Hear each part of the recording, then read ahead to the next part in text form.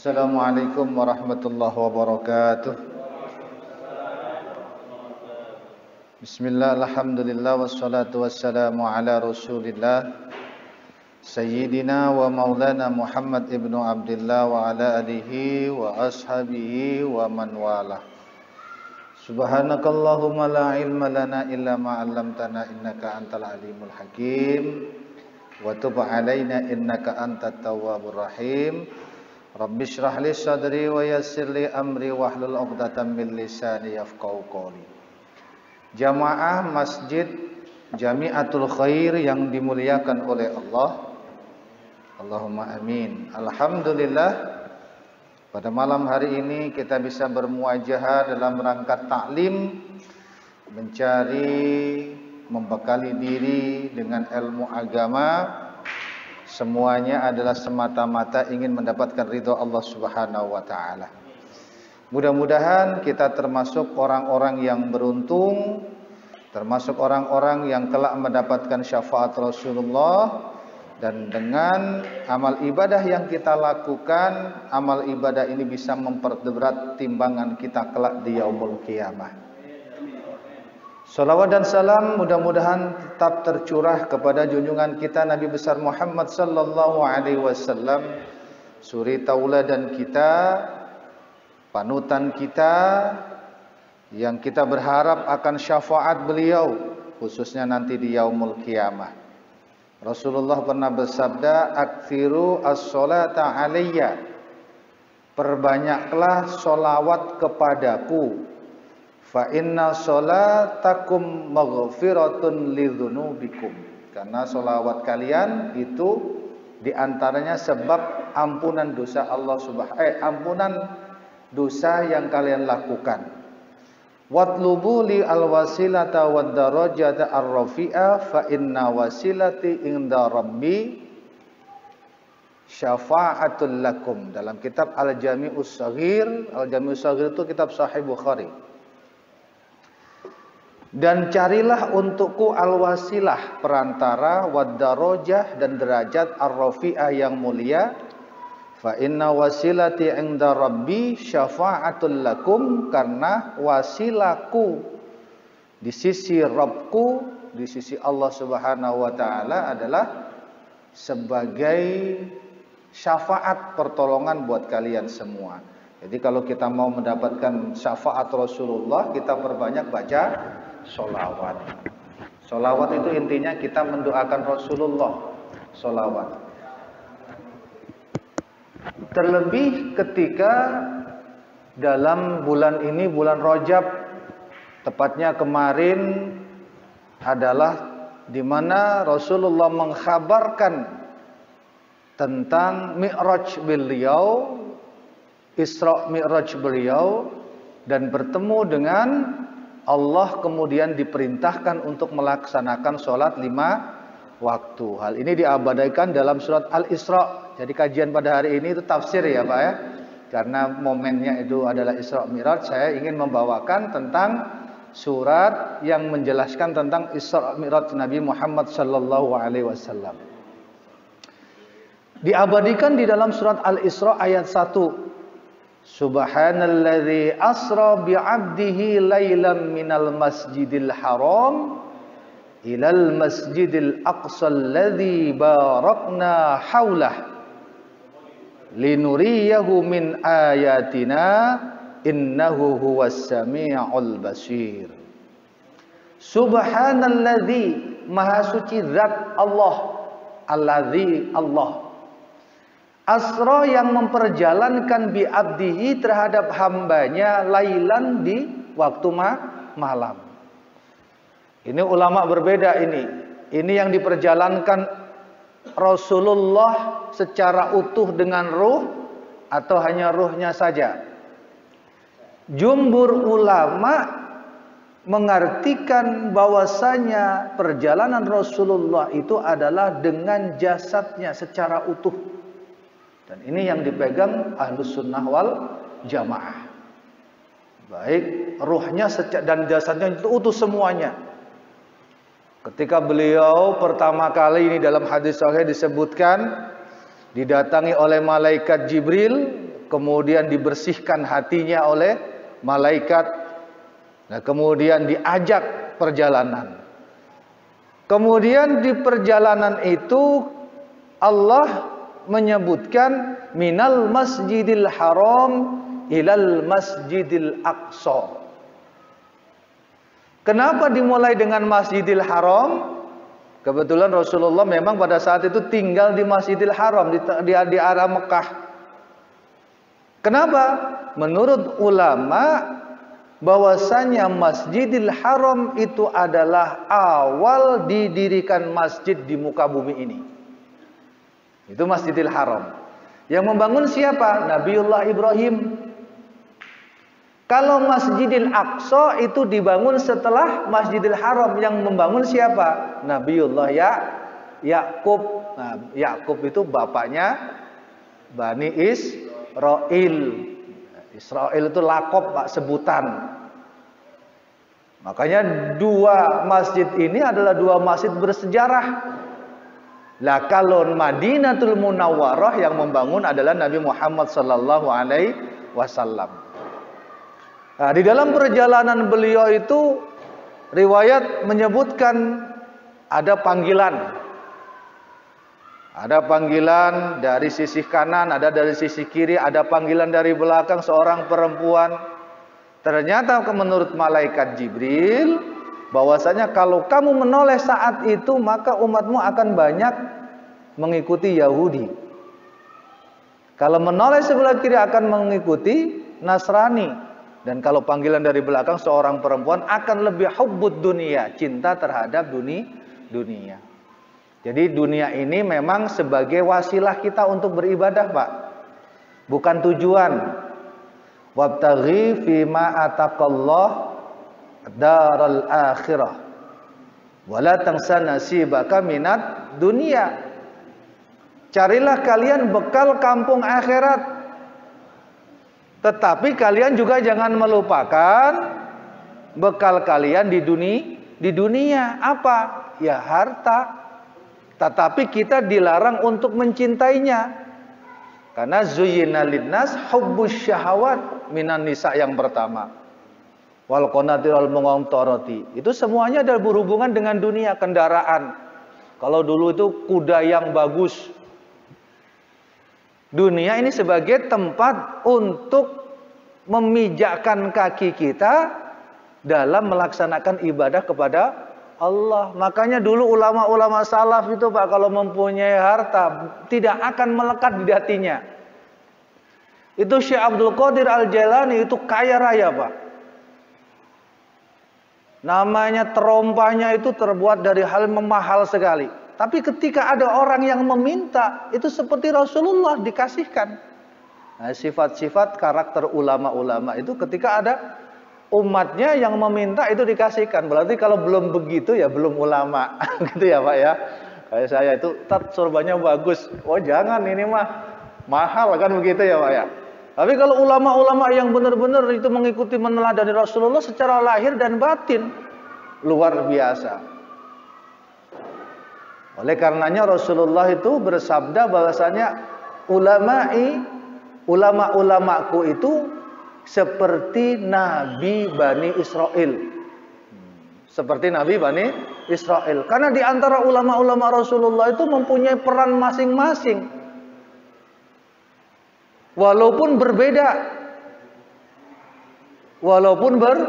Berbeda. Ulama-ulama Rasulullah itu mempunyai peran masing-masing, Pak. Walaupun berbeda. Dan itu adalah suatu hal yang wajar. Jangankan di dunia, kita satu keluarga saja kita kadang-kadang berbeda. Gitu, Pak. Ya, ada yang menyalahkan, oh itu kamu salah itu. Ya wajar lah, Pak. Wajar, kamu salah. Itu adalah suatu hal yang lumrah. Namun Rasulullah itu membanggakan ulamanya. Membanggakan umatnya yang mempunyai predikat sebagai ulama.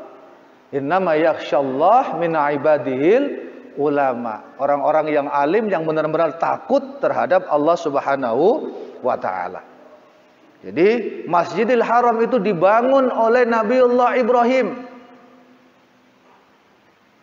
Kemudian Masjidil Aqsa dibangun oleh Nabiullah Yakub, yang beliau perjalankan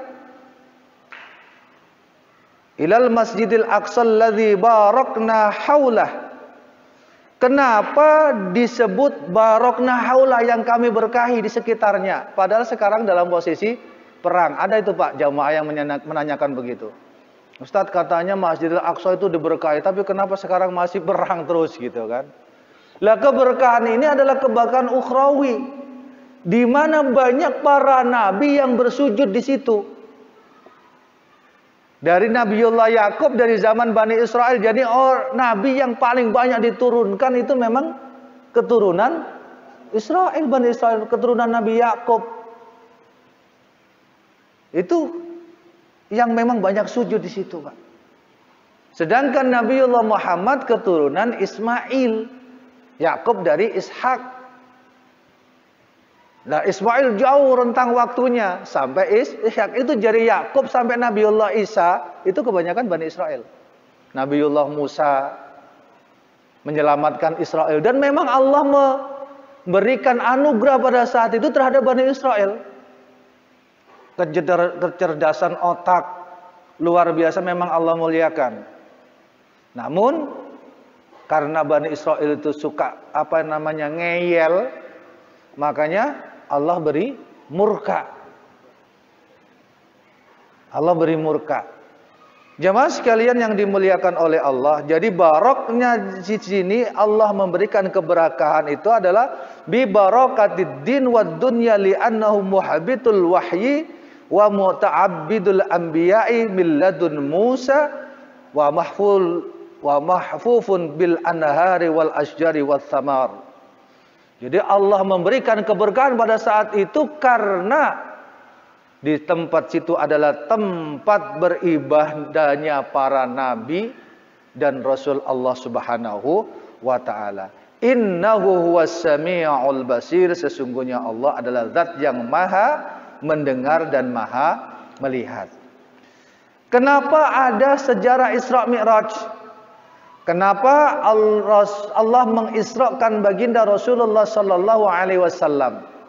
Sebagian ulama mengatakan untuk menghibur Rasul, karena pada saat itu selang beberapa tahun, kira-kira 2 tahun, ada yang mengatakan bahwasanya beliau dipanggil oleh istri beliau namanya Sayyidah Khadijatul Kubra, dipanggil oleh Allah Subhanahu wa taala. Kemudian paman beliau yaitu Abu Thalib dipanggil oleh Allah. Namun karena paman beliau tidak sempat beriman, itu yang membuat paling sedih Rasulullah sallallahu alaihi wasallam. Jemaah sekalian yang dimuliakan oleh Allah, hingga Allah mengisrakan, tapi sebenarnya memang sudah tercatat bahwasanya Allah akan mewajibkan kewajiban kepada Nabiullah Muhammad dan terhadap umatnya. Apa kewajiban yang dibawa? Menjalankan sholat 5 waktu. Maka itu suatu kewajiban yang mutlak, Pak. Jadi sholat itu adalah tiang agama, itu memang benar. Jadi sholat itu sesuatu amalan yang tidak boleh ditinggalkan. Hanya sholat, Pak. Zakat ketika kita tidak mampu boleh ditinggalkan. Puasa ketika tidak mampu boleh ditinggalkan. Haji pun kalau tidak mampu boleh ditinggalkan. Syahadat, sholat itu adalah kewajiban yang tidak boleh ditinggalkan. Hatta orang tersebut tidak berdaya. Katakanlah orang habis operasi terlentang gak berdaya. Selagi otaknya masih sadar mendengarkan azan atau mengetahui waktu, maka kewajiban masih harus dilaksanakan. Bagaimana Ustaz untuk melaksanakan? Semampu dia. Nggak bisa tayamum, ya udah niatin tayamum. Bapak-bapak sekalian pernah melihat orang yang di ruangan ICU operasi, Pak? Kebetulan saya mendampingi istri saya saat operasi tumor di kepalanya, di matanya. Terlentang, Pak, dari jam 9 malam sampai jam 3 pagi operasi. Setelah operasi, ya Allah, saya kalau melihat, Pak, bengkak semuanya mukanya. Subhanallah. Karena dibelah kepalanya. terlentang nggak berdaya. Saya datengin nangis, ya Allah. Kalau ngelihat itu, kalau keingat itu sedih. Kamu tetap sholat, saya bilang. Bagaimana? Ya sebisanya. Sebisanya. Alhamdulillah mengikuti sholat Pak, terus sholat. Dan dari situlah Allah memberikan kecepatan kesembuhan. Jamaah sekalian yang dimuliakan oleh Allah. Awalu ma yuhasabu as-shalah. Awalu ma yuhasabu bihil abdu as-shalah. Itu dalam hadis Bukhari. Sholat. Apakah Rasulullah sebelum Isra Mi'raj itu belum sholat? Nah, ini pertanyaan itu kritis-kritis jamaah, kadang-kadang saya ditanya begitu Pak. Saya jawab, sebenarnya Rasulullah itu sudah sholat. Ibnu Rajab Al-Hambali itu menceritakan, di antaranya beliau merujuk dari generasi salaf. Mana ini? Saya itu udah catat. Qatadah, bahwasanya Rasulullah Shallallahu Alaihi itu melaksanakan sholat tidak 5 waktu, subuh dan sholat malam, 2 rakaat. Bagaimana cara sholatnya? Ya seperti sholat kita, karena malaikat Jibril sudah mengajarkan tata cara wudhu. Malaikat Jibril sudah mengajarkan hal tersebut. Oleh karenanya, ketika itu Sayyidina Ibnu Abbas berkata, haddatsani Abu Sufyan fi haditsin Hirqil ya'muruna, yakni an-nabiy sallallahu alaihi wasallam. Ketemu Nabiullah Isa naik ketiga lantai langit ketiga. Nabiullah Yusuf langit keempat. Nabiullah Idris Masya Allah, langit kelima Nabi Harun, keenam Nabi Musa, ketujuh Nabiullah Ibrahim. Kemudian naik Baitul Ma'mur. Nah, Baitul Ma'mur itu suatu masjid di mana setiap harinya 70.000 malaikat masuk. Dan setelah masuk tidak akan kembali. Maksudnya tidak akan kembali lagi keluar, udah. Terus setiap hari itu untuk beribadah kepada Allah Subhanahu wa taala. Makanya Allah kan dengan sombongnya mengatakan, andaikan kalian bangsa jin, bangsa manusia tidak menyembah kepadaku, maka tidak akan kurang kemuliaanku. Loh, kenapa kita diperintahkan sholat? Ya untuk kita sendiri. Kita sholat untuk kita sendiri. Setelah itu Mi'raj ke Sidratul Muntaha. Lah, itu letak antara Sidratul Muntaha, Arsy itu di mana? Hanya Allah yang tahu. Apakah Arsy yang lebih atas atau Sidratul Muntaha? Atau Sidratul Muntaha yang lebih atas, hanya Allah yang tahu. Memang ada perbedaan di sini. Ketemu dengan Allah di situ. Melalui hijab, melalui tahapan-tahapan. Jamaah sekalian yang dimuliakan oleh Allah. Ketika bertemu dengan Allah, kemudian Rasulullah Sallallahu Alaihi Wasallam diperintahkan untuk melakukan sholat 50 kali. Itu kan hadis Bukhari ya Pak ya. Sampai ketemu dengan Nabiullah Musa disuruh bolak-balik sampai 5 kali. Coba dibayangkan. Tadi saya tanya ke ibu-ibu pengajian, ibu-ibu kalau semuanya diwajibkan 50 kali kira-kira bagaimana? Katanya nggak kober masak katanya. Kober bahasa apa Pak? Kober Inggris ya? Bahasa Jawa Pak. Nggak kober, nggak bisa masak. Nggak bisa masak lah. Iya, nggak bisa nyediain teh buat suami katanya. Ya karena 50 kali. 50 kali. Tapi generasi salaf itu Pak, kalau sholat itu bisa. Imam Ahmad bin Hambal itu kalau sholat itu ratusan kali Pak seharian tuh. Bayangin ya Pak ya.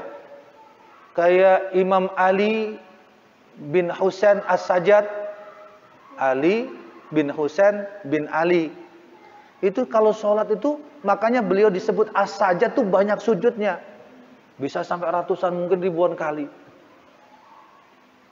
Saking beribadahnya kepada Allah Subhanahu wa taala, saking takutnya, Pak. Kalau kita kan ngambil yang ringan-ringan ya, Pak ya.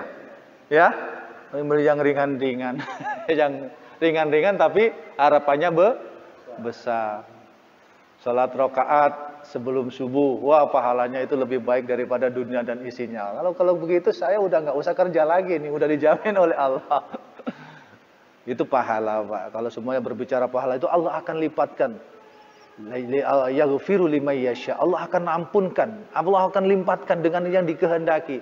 Makanya kunci pertama ibadah adalah ikhlas. Karena ikhlas itu ruhul a'mal.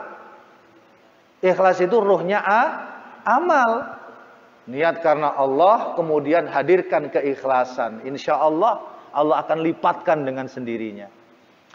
Jamaah sekalian yang dimuliakan oleh Allah, perjalanan Isra Mi'raj baginda Nabiullah Muhammad sallallahu alaihi wasallam itu adalah suatu kebenaran yang pasti. Bahkan ketika beliau setelah Isra Mi'raj kemudian menceritakan tersebut kepada orang-orang Makkah pada saat itu, yang ingkar semakin ingkar, yang iman semakin beriman.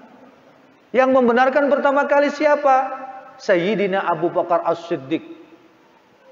Makanya beliau disebut As-Siddiq, itu orang yang membenarkan. As-Siddiq itu gelar orang yang membenarkan, orang yang dipercaya dan membenarkan apa yang disampaikan oleh Rasulullah. Apa kata beliau ketika orang banyak yang ingkar? Jangankan begitu yang begitu, lebih dari itu saya percaya. Makanya di dalam perjalanan beliau Allah perjalankan dari Masjidil Haram ke Masjidil Aqsa. Itu saja secara akal, Pak, pada zaman itu tidak akan mungkin terjadi. Secara akal ya. Dan konon kemarin saya itu membaca makalah perjalanan Rasulullah ke Sidratul Muntaha itu, kalau dihitung kecepatannya itu 350 sekian lah, atau 40 sekian.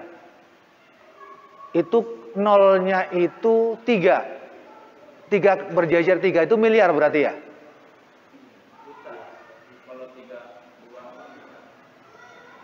Tiga nolnya dari 300, nolnya 0,0 itu kan baru juta.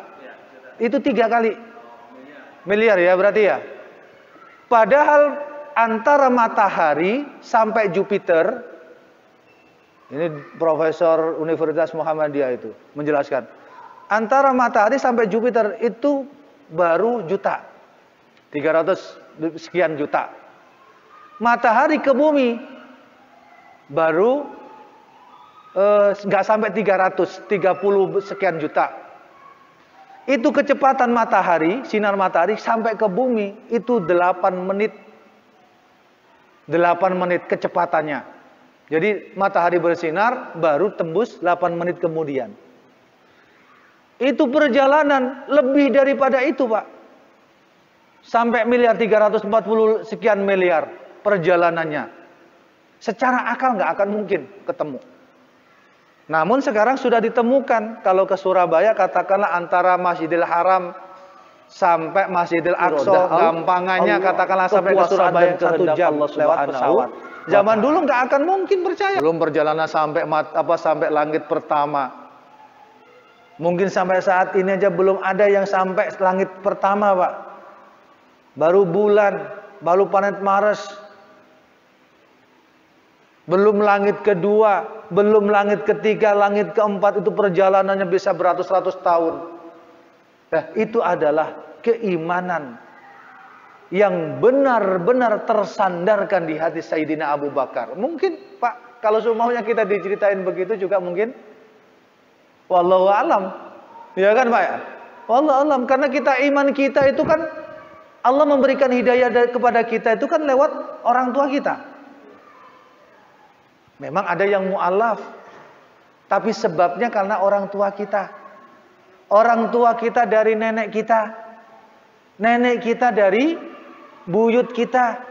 Buyut kita dari buyut, apa namanya itu udah. Dan itu diislamkan oleh pendahulu-pendahulu kita. Ada para ulama yang, makanya ketika kita itu harus berterima kasih pada para ulama-ulama dulu. Kenapa? Beliaulah yang mengislamkan, menanamkan iman. Walaupun mungkin dalam segi syariatnya belum sempurna, tapi iman ini penting, Pak. Ya kan? Iman ini penting. Kalau iman keluar, na'udzubillah min zalik. Iman ini adalah sesuatu yang sangat penting. Karena Rasulullah menanamkan keimanan kepada orang-orang Makkah pada saat itu. Pertama adalah iman dulu. Maka iman itu adalah tasdik. Membenarkan, akdun, mengikat, meyakini. Keimanan itu meyakini di dalam hati. Wa iqrarun bil lisan. Dan diucapkan dengan lisan. Wa amalun bil arkan. Melakukan dengan perbuatan. Jemaah sekalian yang dimuliakan oleh Allah. Hingga Rasulullah itu sangat memuji Sayyidina Abu Bakar As-Siddiq. Beliau adalah para sahabat yang sangat dicintai oleh Rasulullah sallallahu alaihi wasallam. Itu bedanya kita dengan Syiah itu di situ, Pak. Kalau Syiah itu mengkafirkan sahabat satu, mayoritas sahabat dikafirkan, ya kan? Terus ada yang dipuja. Kalau memujanya sampai setinggi langit. Itu bedanya kita dengan Syiah di situ. Jemaah sekalian yang dimuliakan oleh Allah, perjalanan Rasulullah sallallahu alaihi wasallam membawa risalah tentang diwajibkannya salat. Maka kita sebagai umat baginda Rasul yang mengaku sebagai umat baginda Rasul, jangan sampai sekali-kali meninggalkan salat. Karena salat itu adalah sesuatu yang difardukan oleh Allah. Bahkan ada hadis yang sangat ekstrim, yang sangat keras sekali, Pak. Perbedaan antara orang beriman dan orang kafir adalah salat. Tapi walaupun demikian, kalau seumpamanya ada orang yang tidak mau salat, jangan langsung divonis kafir kalau dia masih yakin dengan Allah. Hukumnya apa? Fasik. Fasik. Kufur di sini tidak sampai mengeluarkan dari agama. Kufur di sini adalah kufur dia tidak mengimani, tidak mensyukuri nikmat Allah. Hingga dalam salah satu pendapat, kalau semuanya orang yang berdosa besar tidak melakukan sholat lah katakanlah, tapi dia masih beriman, masih memegang kalimat tauhid, ketika dia meninggal masih berhak untuk disolati. Namun demikian, hendaklah yang nyolatin ya golongan mereka. Jangan sampai disamakan orang yang rajin ke masjid dengan orang yang tidak pernah ke masjid. Jangan, Pak, ya. Kalau seumpamanya ini akan menjadi stigma di tengah masyarakat kita, orang dia nggak sholat aja disolati sama ustadz, ya kan gitu kan? Ya enggak, Pak? Udah nggak pernah sholat, disolati ke masjid. Udah sholatin di rumah saja, orang nggak pernah ke masjid. Disolatin di rumah saja, jangan tahu ya kalau semuanya jamaah gitu. Oh, rajin sholati ke masjid. Kenapa, Pak? Fadilahnya kalau disolatin ke masjid itu banyak yang ikut. Apalagi dipimpin oleh ustadz. Itu kalau seumpamanya itu sholat, ini seminggu ini ada dua yang meninggal di tempat saya. Yang pertama ya usia 50-an tahun. Yang tadi baru 20 tahun. Banyak. Nah, kalau semuanya banyak, itu kan memuliakan. Lebih dari 40 itu sudah ada garansinya. Ya enggak, Pak? Belum ketika kita saksikan dia orang baik. Ya enggak? Nah, kalau semuanya enggak pernah sholat ya malu hati lah ya. Jangan. Tapi sebagai dakwah Ustadz ya monggo saja sebagai dakwah. Ya nggak apa-apa, silakan berdakwah. Sambil mengingatkan ayo ke masjid, jangan hanya ke masjid ketika dalam kondisi disolati. Tapi nanti itu juga menyinggung orang, Pak, katanya. Repot ya kita ya. Repot. Apalagi ada spanduk yang lebih baik kehilangan sendal daripada tidak pernah kelihatan sendal di masjid. Karena gitu ya. Itu ketika ada banner gitu yang besar gitu, banyak yang marah, Pak. Wah, kan repot ya. Itulah, Pak, ya tetap kita ya bagaimana bisa menjadikan orang-orang itu tidak sampai tersinggung dan mau melaksanakan perintah Allah. Karena kita hanya sebatas menyeru. Soal hidayah mutlak punya Allah. Hatta Pak, kalau semuanya kita ketemu dengan orang miskin, kadang-kadang kumel, berjalan, tidak ke masjid, dia iman. Dalam hati kita mendoakan, ya Allah berilah hidayah kepada orang ini, biar bisa menikmati nanti di akhirat kelak. Ya kan Pak ya? Jangan langsung dijebahin, jangan. Doakan juga. Atau ada orang non-muslim yang boleh doa terhadap non-muslim adalah memberi hidayah. Boleh mendoakan untuk mendapatkan hidayah sebagaimana Rasulullah berdoa untuk Sayyidina Umar bin Khattab. Itu Pak. Yang nggak boleh itu memohonkan ampunan. Ini Isya masih lama. Berapa? 8 menit ya Pak ya. Saya Isya ada kajian, jadi tidak bisa lama-lama. Jadi tidak ikut jamaah di sini, jamaah di tempat lain. Saya kira itu ya Pak ya, kajian Isra Mi'raj. Kenapa saya membawakan ini? Untuk mengenang sejarah Rasulullah sallallahu alaihi wasallam, di mana Rasulullah sallallahu alaihi wasallam diperintahkan oleh Allah melaksanakan sholat 5 waktu. Bukan berarti dulu Rasulullah nggak sholat Pak. Rasanya sholatnya Rasulullah itu waktu subuh dan waktu malam. 2 rakaat. Nah ini ditetapkan. Makanya ketika 50 kali Nabiullah Musa mengatakan gak akan kuat umatmu. Pindah langsung menghadap kepada Allah. Makanya sholat itu tidak boleh untuk ditinggalkan dalam kondisi apapun. Ya Pak ya, selagi akal.